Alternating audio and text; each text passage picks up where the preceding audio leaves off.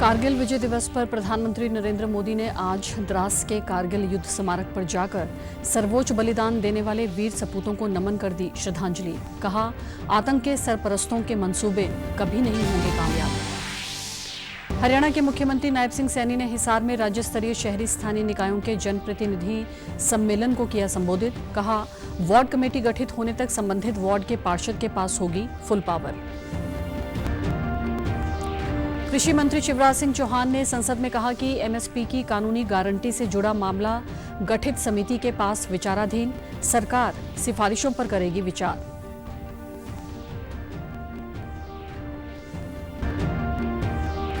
और आज से होने जा रहे खेलों के महाकुंभ पेरिस ओलंपिक की औपचारिक शुरुआत, मुख्यमंत्री ने दी देश प्रदेश के खिलाड़ियों को अपनी शुभकामनाएं।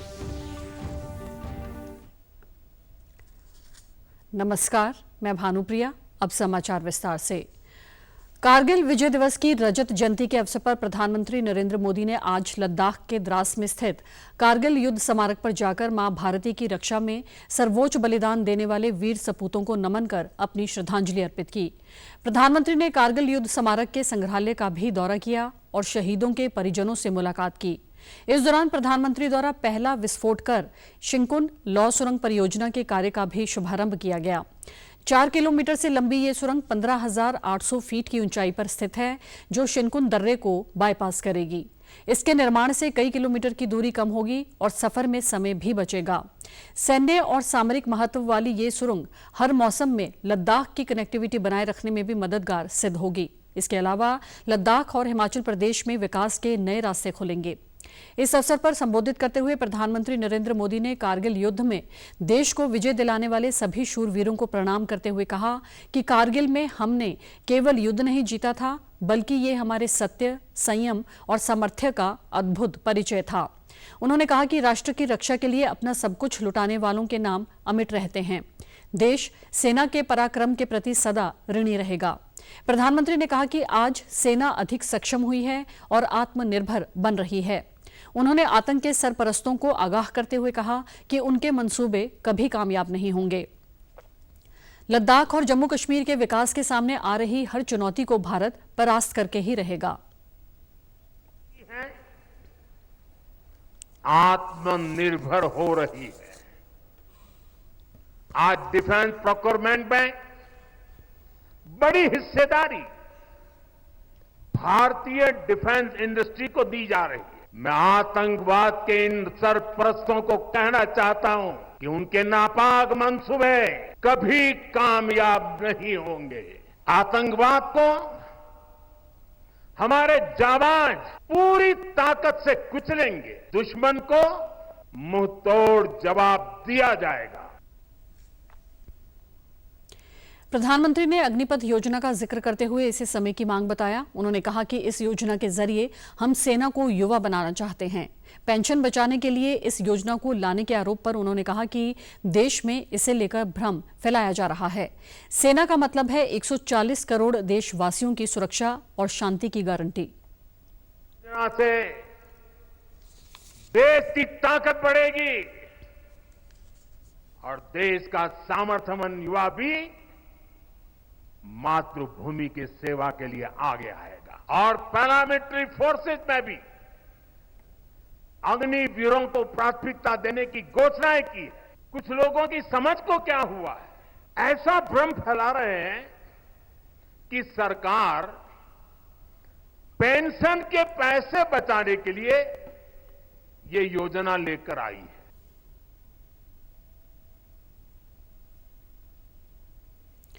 राष्ट्रपति द्रौपदी मुर्मू ने कारगिल विजय दिवस पर सशस्त्र बलों के प्रति आभार व्यक्त किया है और उन्हें श्रद्धांजलि दी है।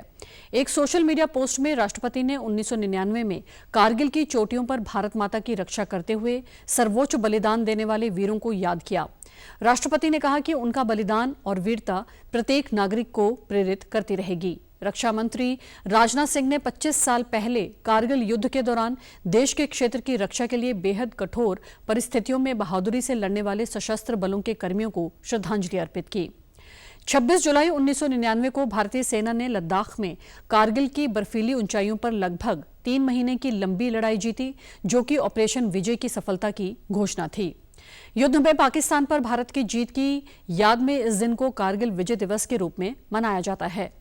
गृह मंत्री अमित शाह ने कारगिल विजय दिवस पर सेना के जवानों की वीरता को याद किया। कारगिल दिवस के अवसर पर आज संसद के दोनों सदनों में कारगिल युद्ध के दौरान वीरता से लड़ने वाले बहादुर सैनिकों को श्रद्धांजलि दी गई। लोकसभा में अध्यक्ष ओम बिरला ने सैनिकों के शौर्य और बलिदान का स्मरण करते हुए कहा कि सैनिकों ने युद्ध के दौरान अदम्य साहस का परिचय दिया। श्री बिरला ने कहा कि 25वें कारगिल विजय दिवस के अवसर पर सदन वीर सैनिकों को श्रद्धांजलि देता है।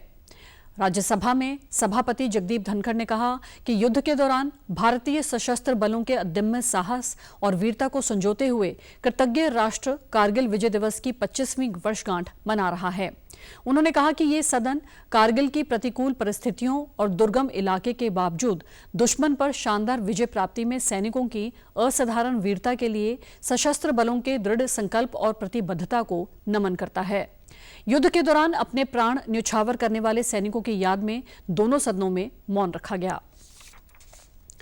सेना की पश्चिमी कमान की ओर से आज कारगिल विजय दिवस के अवसर पर वीर शहीदों को पंचकुला के चंडी मंदिर स्थित युद्ध स्मारक में श्रद्धांजलि दी गई। इस मौके पर हरियाणा के राज्यपाल बंडारू दत्तात्रेय समेत पश्चिमी कमान के चीफ लेफ्टिनेंट जनरल मोहित वाधवा, परमवीर चक्र से सम्मानित शहीद कैप्टन विक्रम बत्रा के पिताजी एल बत्रा ने श्रद्धा सुमन अर्पित कर कारगिल के शहीदों को नमन कर अपनी श्रद्धांजलि दी। राज्यपाल बंडारू दत्तात्रेय ने कहा कि हमारे वीर जवानों ने साहस का परिचय देते हुए पाकिस्तान की सेना को खदेड़ा और कारगिल में भारत का परचम लहराया। उनकी शहादत भारत के इतिहास में स्वर्णिम अक्षरों में लिखी गई है। इन वीर सपूतों की शहादत व उनके परिवारों को आज सारा देश नमन कर रहा है। उन्होंने कहा कि भारत की सेना प्रधानमंत्री मोदी के नेतृत्व में पूरी तरह मजबूत है।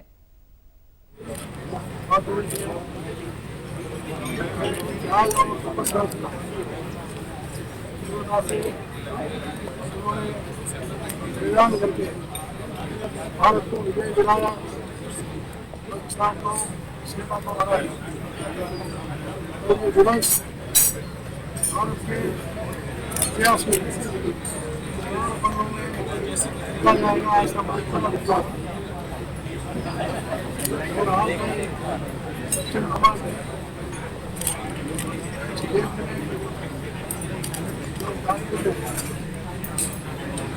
में जो सैनिक है। शहीद कैप्टन विक्रम बत्रा के पिता गिरधारी लाल बत्रा ने अपने बेटे की बहादुरी को याद करते हुए कहा कि विक्रम की शहादत ने उनका रुतबा बहुत बढ़ा दिया। विक्रम ने सच में अपने नाम को सार्थक कर सच्ची देश सेवा की। उन्होंने मांग की कि वरिष्ठ माध्यमिक विद्यालयों के पाठ्यक्रम में विक्रम जैसे देश पर मर मिटने वाले शहीदों के जीवन पर पाठ अवश्य दिए जाने चाहिए। वही देश आगे बढ़ता है, वही सर्वाइव कर। जो अपने शहीदों को भूल जाता है उस हर एक दिन सर्वाइव नहीं कर सकता। ये हमारे लिए बड़े गर्व की बात है कि इतनी कठिन लड़ाई को हमारे उन बच्चों ने विजय प्राप्त की उसमें, और जो है हम हमेशा उन्हें याद करते रहेंगे। एक बहुत अच्छा ट्रेडिशन है, हमें अपने शहीदों को स्मरण करते रहना चाहिए। और इसके साथ ही युवा पीढ़ी से भी मैं ये कहूँगा कि वो एक रोजी रोटी तो सबने कमानी होती है, लेकिन उसके साथ साथ उनका कंट्रीब्यूशन समाज के लिए और देश के लिए भी होना चाहिए, ताकि हमारा देश जो है वो दुनिया का सिरमौर बन सके। मुख्यमंत्री नायब सिंह सैनी ने कारगिल विजय दिवस के अवसर पर वीर शहीदों को नमन करते हुए कहा कि आज का दिन हमारे लिए गौरवशाली है। यह दिन देश के वीर शहीदों के शौर्य और साहस का प्रतीक है, जिन्होंने कारगिल से दुश्मन को खदेड़कर पुनः तिरंगा लहराया। आज हमारे लिए बड़ा गौरवशाली दिन है। कारगिल विजय दिवस भारतीय सशस्त्र बलों के अदम्य साहस और शौर्य का प्रतीक है। आज का दिन हमारे जवानों की वीरता का स्मरण कर उनका सम्मान करने का भी दिन है। अपनी बहादुरी से कारगिल से दुश्मनों को खदेड़कर पुनः तिरंगा लहराने वाले जवानों को हम नमन करते हैं। ये हमारे लिए जो आज का कारगिल दिवस हमारे उन जवानों को समर्पित है। मैं आज उन सब जवानों को नमन करता हूँ, प्रणाम करता हूँ।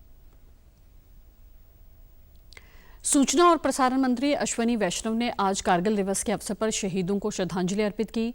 नई दिल्ली में मीडिया से बातचीत में वैष्णव ने कहा कि प्रधानमंत्री नरेंद्र मोदी के नेतृत्व में भारत रक्षा क्षेत्र में आत्मनिर्भर बन रहा है। उन्होंने कहा कि पिछले 10 वर्ष में 70% रक्षा उपकरणों का उत्पादन देश में ही किया गया। भारत 80 देशों को रक्षा उपकरणों का निर्यात कर रहा है और करीब 25,000 करोड़ रुपए का रक्षा निर्यात किया गया है। केंद्रीय मंत्री ने आरोप लगाया कि कांग्रेस शासन के दौरान सीमा क्षेत्रों में सड़कें तक नहीं थी, जबकि वर्तमान में सीमा क्षेत्रों में 6,800 किलोमीटर से अधिक लंबी सड़कों का निर्माण किया गया है। के प्रोडक्शन में पिछले 10 वर्षों में आत्मनिर्भर हुआ है भारत। करीब 70% के आसपास हमारा जो रिक्वायरमेंट है डिफेंस का, वो आज भारत में ही बनता है। भारत में डिफेंस का प्रोडक्शन 1 लाख करोड़ रुपए से अधिक हो गया है। आप सबने देखा डिफेंस के जो पब्लिक सेक्टर यूनिट्स हैं उनका वैल्यूएशन आज एक बहुत हाई वैल्यूएशन पहुंचा है। और सबसे बड़े गौरव की बात है कि भारत में बने डिफेंस उपकरण आज 80 देशों में एक्सपोर्ट हो रहे हैं। करीब 25,000 करोड़ से ज़्यादा के एक्सपोर्ट्स डिफेंस के हो गए हैं। आप याद कीजिए 10 वर्ष पहले परिस्थितियां ऐसी थी कि बुलेट प्रूफ जैकेट के लिए भी बाहर के देशों पर निर्भर रहना पड़ता था। आज भारत आत्मनिर्भर है। साथ ही साथ डिज़ाइन में भी लीडरशिप ली है भारत ने।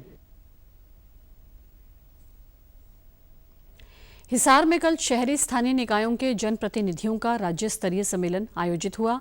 मुख्यमंत्री नायब सिंह ने सम्मेलन में बतौर मुख्य अतिथि शिरकत की। प्रदेश भर से आए जनप्रतिनिधियों को संबोधित करते हुए उन्होंने कहा कि वार्ड कमेटी गठित होने तक कमेटी की फुल पावर अब संबंधित वार्ड के पार्षद के पास होगी, ताकि वार्ड में विकास कार्यों को और गति प्रदान की जा सके। साथ ही जब तक वार्ड कमेटी में सचिव की नियुक्ति नहीं होती या किसी कारण सचिव बैठक से अनुपस्थित हो, तो ऐसी स्थिति में पार्षद के पास किसी भी स्नातक व्यक्ति से बैठक की कार्यवाही बनवाने के लिए 1,000 रुपये प्रति बैठक का पारिश्रमिक देने का अधिकार भी होगा।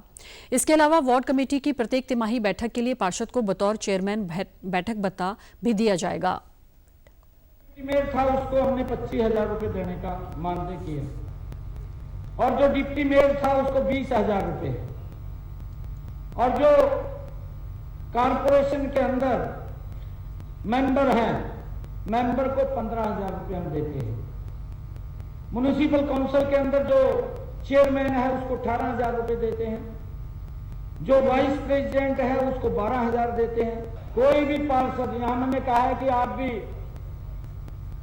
जनप्रतिनिधि है, लोगों की भावनाओं के साथ सुन करके आप लोग आते हैं, हम भी आपके साथी हैं। मुख्यमंत्री ने शहरी स्थानीय निकाय राज्य मंत्री सुभाष सुधा के नेतृत्व में नगर निकाय प्रतिनिधियों के मानदेय में बढ़ोतरी करने के लिए एक समिति गठित करने की भी घोषणा की।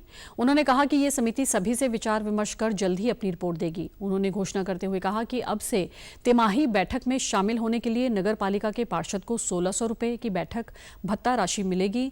इसी प्रकार नगर परिषद के पार्षद को 2,400 रुपये तथा नगर निगम के पार्षद को 3,000 रुपये की भत्ता राशि प्रदान की जाएगी। इन चारों सुझावों को सरकारी आदेश मानकर चिट्ठियां जारी हो जाएंगी अगले 4 दिन में। नगर पालिका के पार्षद को बैठक जो बुलाता है हर महीने एक ऑनरेरियम के तौर पर हर बैठक का 1,600 रुपये, नगर परिषद के पार्षद को 2,400 रुपये और नगर निगम के पार्षद को 3,000 रुपये वो हर बैठक के मिलेंगे। मुख्यमंत्री ने कहा कि पालिकाओं के सभी पार्षद अपने अपने वार्ड में सभी प्रकार के कार्यों की निगरानी करेंगे, जिसमें वार्ड के विकास कार्यों का बजट बनाना या उसमें जरूरत के हिसाब से बदलाव, साफ सफाई आदि शामिल हैं। उन्होंने कहा कि अब विभिन्न विभागों के संबंधित कर्मचारियों को भी वार्ड कमेटी की बैठक में शामिल होना अनिवार्य होगा। पालिकाओं के पार्षदों को आयुष्मान भारत चिरायु योजना के तहत चिकित्सा सुविधाओं का लाभ भी मिलेगा। मुख्यमंत्री नायब सिंह सैनी ने कहा कि जनता ने लगातार तीसरी बार प्रधानमंत्री नरेंद्र मोदी के नेतृत्व पर भरोसा जताया है। पिछले 10 वर्षों में देश में अभूतपूर्व विकास हुआ है। आधारभूत ढांचे को मजबूत किया गया। चारों ओर बेहतर कनेक्टिविटी के लिए हाईवे बनाए गए हैं। देश में हवाई अड्डों की संख्या तेजी से बढ़ी है। उन्होंने कहा कि हिसार के महाराजा अग्रसेन हवाई अड्डे से अगले महीने हवाई सेवा शुरू हो जाएगी। हवाई अड्डे के तीसरे चरण के उद्घाटन अवसर पर स्वयं प्रधानमंत्री हिसार आएंगे।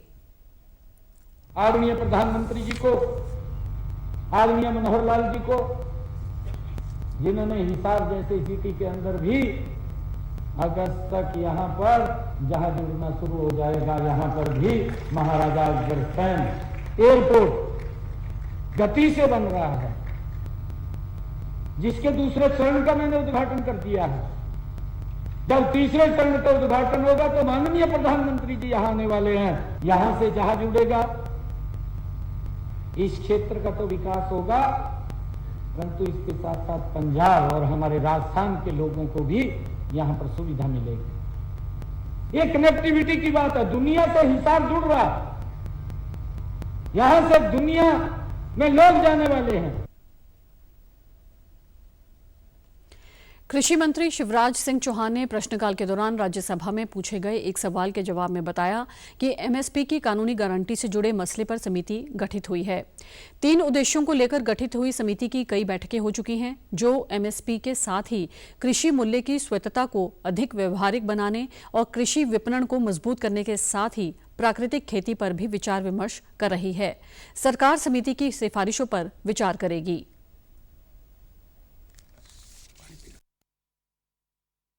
एक, किसानों को एमएसपी उपलब्ध कराने एवं व्यवस्था को और प्रभावी बनाने और पारदर्शी बनाने पर सुझाव देने के लिए। लेकिन इसके साथ 2 काम और उसके, एक, समिति को कृषि लागत और मूल्य आयोग को अधिक स्वायत्तता देने की व्यवहारिकता और इसको अधिक वैज्ञानिक बनाने के उपाय तथा उच्चतर मूल्य सुनिश्चित करने की दृष्टि से देश की बदलती आवश्यकताओं के अनुरूप कृषि विपणन प्रणाली को सुदृढ़ करने के सुझाव देने का भी अधिदेश दिया गया। और इसके साथ साथ कृषि के विविधीकरण और प्राकृतिक खेती, उस पर भी ये समिति विचार कर रही है।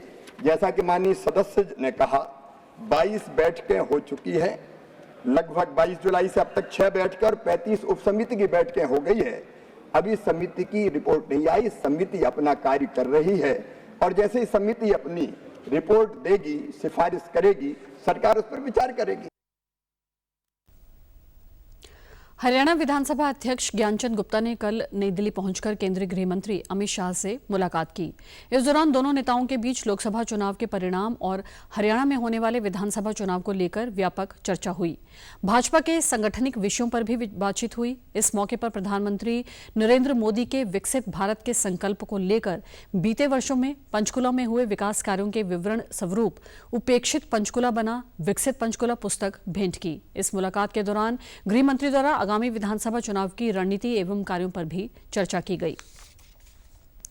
भिवानी की चौधरी बंसी लाल यूनिवर्सिटी के 11वें स्थापना दिवस पर मुख्य अतिथि रहे वित्त मंत्री जेपी दलाल ने टीचर्स ब्लॉक 3 भवन की आधारशिला रखी और पौधारोपण कर यूनिवर्सिटी की कई किताबों का विमोचन किया। इसके बाद मीडिया से मुखातिब होते हुए वित्त मंत्री जेपी दलाल ने ईडी की कार्रवाई और केंद्रीय बजट पर लगाए जा रहे विपक्ष के आरोपों पर पलटवार कर सरकार का बचाव किया। उन्होंने केंद्रीय बजट की सराहना करते हुए कहा कि भाजपा सरकार दीर्घकालीन बजट पेश करती है, जिसमें शिक्षा, स्वास्थ्य व किसानों का खास ध्यान रखा है। विपक्ष के बजट को सरकार बचाने वाला बजट कहना भ्रम फैलाना है। तो वहीं कांग्रेस नेताओं पर हुई कार्यवाही पर उन्होंने कहा कि ईडी या अन्य एजेंसियां भ्रष्टाचार के खिलाफ पहले भी कार्यवाही करती रही हैं और आगे भी करेंगी। कांग्रेस को अपने लोगों को भ्रष्टाचार से दूर रहने को कहना चाहिए। हरियाणा मांगे हिसाब यात्रा पर उन्होंने जवाब देते हुए कहा कि हम जनता को रोज हिसाब देते हैं, पर जनता कांग्रेस से भी हिसाब मांगती है कि कैसे कांग्रेस सरकार में सारे संसाधन एक जिले में गए। भ्रष्टाचार जो करेगा, गलत काम जो करेगा, उसी के ऊपर कानून कार्रवाई करती है। और जब अपराध कोई करता है तो जांच एजेंसियां या लॉ एनफोर्समेंट एजेंसीज हैं वो अपना काम करती हैं, पहले भी करती आई, आगे भी करेंगी। हिसाब जनता उनसे भी मांग रही है कि उन्होंने अपने वक्त के अंदर किस तरह किसानों का शोषण किया था, किस तरह 2-2 रुपये के चेक दिए थे, किसानों को भाव नहीं दिया था, सारे प्रदेश के संसाधन एक ज़िले के अंदर ले जाते थे, दूसरे ज़िले पिछड़े रह जाते थे। हरियाणा की जनता ऐसी सरकार को कभी मौका दोबारा नहीं देगी जो और ज़िलों का हक ले जा करके, चाहे वो नौकरी का हो, चाहे वो विकास का हो, एक सीमित क्षेत्र में ले जाए। हरियाणा सरकार ऐसी सरकार को मौका कभी नहीं देगी जो गरीब के प्रतिभाशाली बच्चों का हक जो है नेताओं के 3rd डिवीज़न वाले बच्चे या फेल होने वाले बच्चों को दे दे।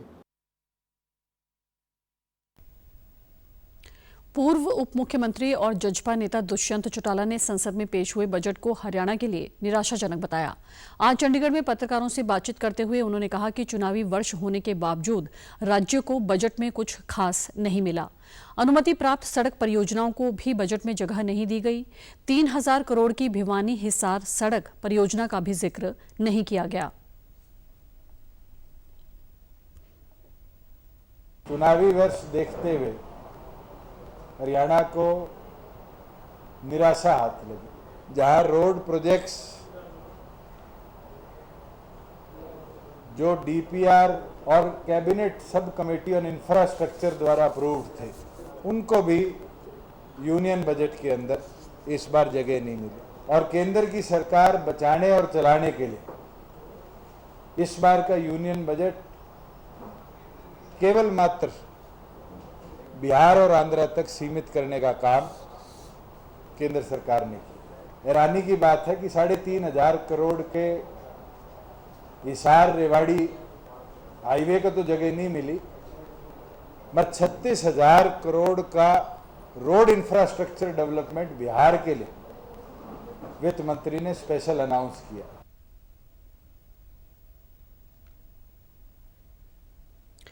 प्रदेश में बीसी आरक्षण पर सवाल उठाते हुए दुष्यंत चौटाला ने कहा कि क्या मौजूदा व्यवस्था में 5% आरक्षण दिया जाएगा।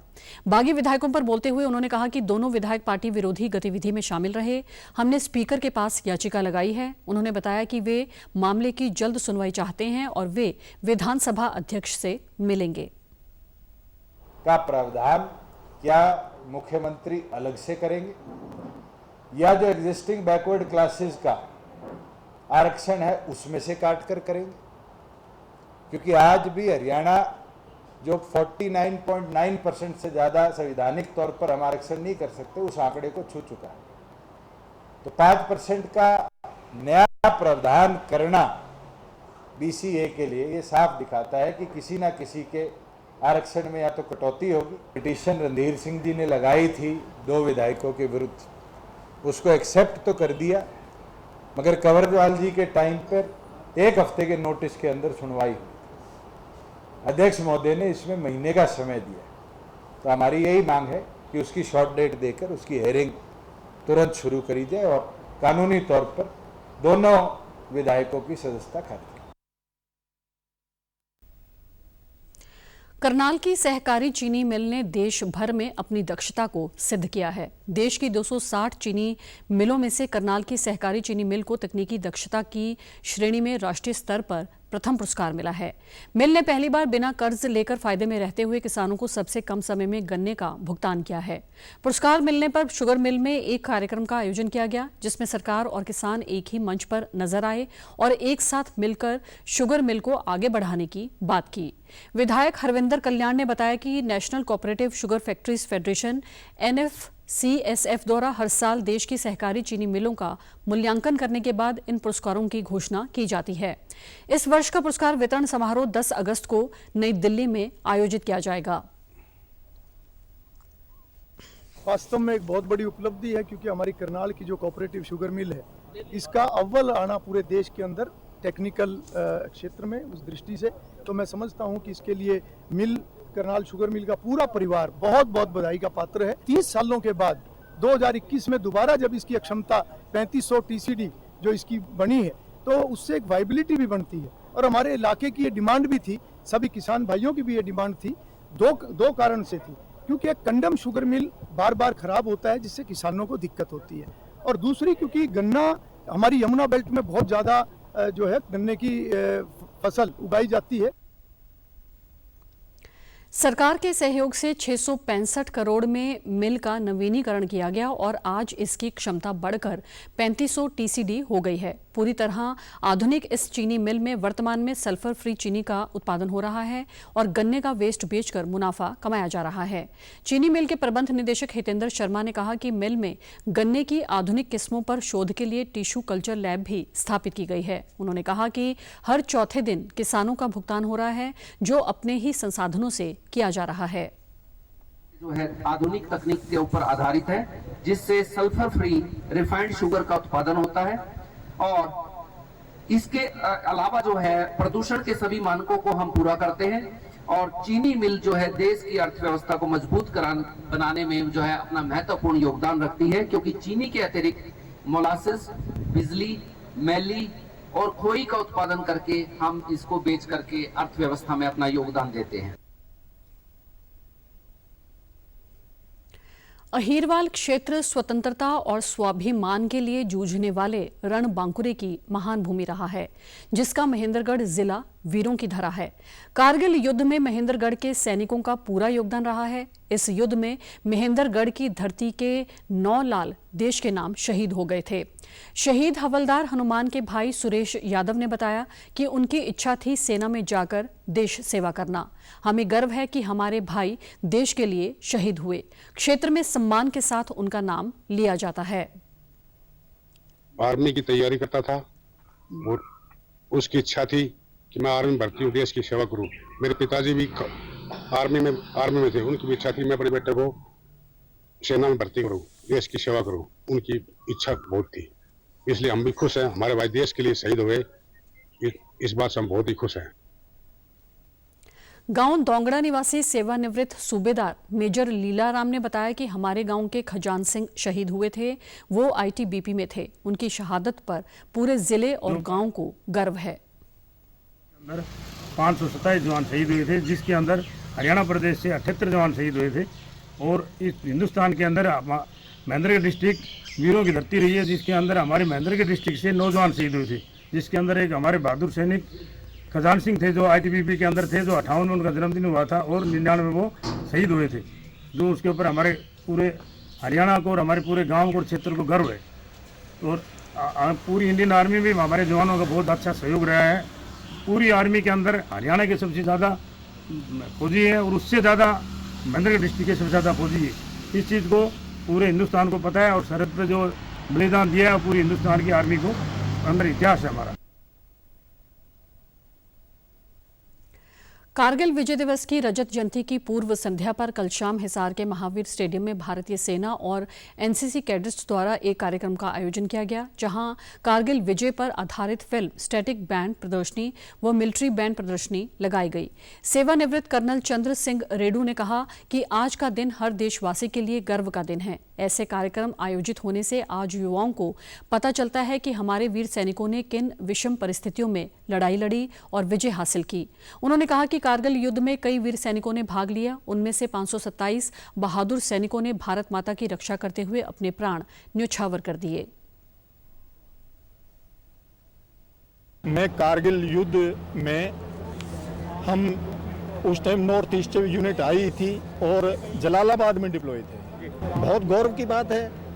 आने वाली पीढ़ी को वो पता लगता है कि हमारे वीर जवानों ने कैसी लड़ाइयाँ लड़ी, कितनी हाइट में वर्ल्ड के सबसे ऊंचे पोस्ट पे वो कब्जा करना कोई मामूली बात नहीं है।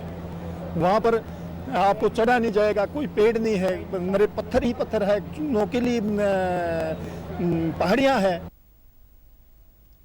सेवानिवृत्त हवलदार जयवीर सिंह ने कहा कि कारगिल विजय दिवस देश के लिए गौरव का दिन है। उन्होंने बताया कि वर्ष 2022 में उनके इकलौते बेटे ने भी देश की रक्षा करते हुए अपने प्राण न्योछावर कर दिए थे। युवाओं को संदेश देते हुए उन्होंने कहा कि देश की सेवा का अवसर आए तो हमेशा तैयार रहें।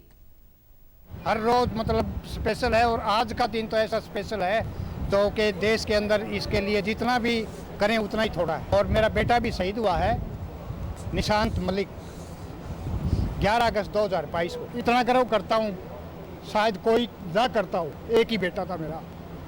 सीना चौड़ा होता है लेकिन दुख इस बात का होता है 3 बहनें हैं उसकी। उनका भी कोई रखवाला होना चाहिए। चलो मालिक ने जो किया उसके सामने तो हम कुछ नहीं कर सकते। एनसीसी कैडेट्स ने कहा कि सैनिकों की परेड देखकर हमें बहुत प्रेरणा मिली है। हम भी आगे सेना में भर्ती होकर देश की रक्षा करना चाहते हैं। मैंने जैसे कि यहाँ गन्स की भी नॉलेज ली, क्योंकि मैं एनसीसी में हूँ, तो मैं बड़ा होकर आर्मी ऑफिसर भी बनना चाहता हूँ और देश की सेवा करना चाहता हूँ। मुझे बहुत अच्छा लगा, हमारे श्रीमान सुनील सर जी ने बुलाया था हमें, उनका भी मैं बहुत धन्यवाद करना चाहता हूँ। हमें यहाँ पे हम सभी आके हम दोस्तों को यहाँ पे बहुत अच्छा लगा। हमें बहुत अच्छा लगा, काफ़ी चीज़ें मतलब यहाँ पे इंस्पिरेशन मिली। यहाँ पर जैसे यहाँ पर परेड कर रहे थे, वैसे हमें भी लगा कि हम भी बड़े होकर आर्मी ऑफिसर बने। और हम अभी तो एनसीसी सेकंड ईयर में है, आगे कॉलेज में होंगे तभी जैसे आर्मी उर्मी की ट्रायल देंगे, तो बड़े होकर जी ऐसे ही बनना चाहते हैं। हम भी ऐसे ही परेड करना चाहते हैं अपने शहर में ही।